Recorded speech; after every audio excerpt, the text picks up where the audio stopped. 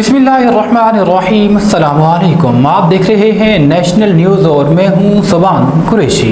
नारोवाल से नुमाइंदा मोहम्मद फारूक की रिपोर्ट के मुताबिक बस की मोटरसाइकिल से टक्कर, मोटरसाइकिल सवार जाम बहक। मुश्तइल हजूम ने बस को आग लगा दी। रेस्क्यू 1112 ने आग पर काबू पाया। पुलिस मसरूफ़ तफ्तीश। तफसीलात के मुताबिक रेस्क्यू 1112 के मुताबिक जफरवाल कैंट के करीब एक बस की मोटरसाइकिल से टक्कर हो गई, जिसके नतीजा में रिजवान वल्द गुलाम नबी उम्र 25 साल गांव मवाल खोखे वाली का रिहायशी मौके पर ही जाम बहक हो गया। इत्तला मिलते ही 1112 की इमदादी टीमें मौका पर पहुंच गईं, जिन्होंने जाम बहक होने वाले को THQ हस्पताल जफरवाल मुंतकिल कर दिया, जबकि मुश्तइल हजूम ने बस को आग लगा दी।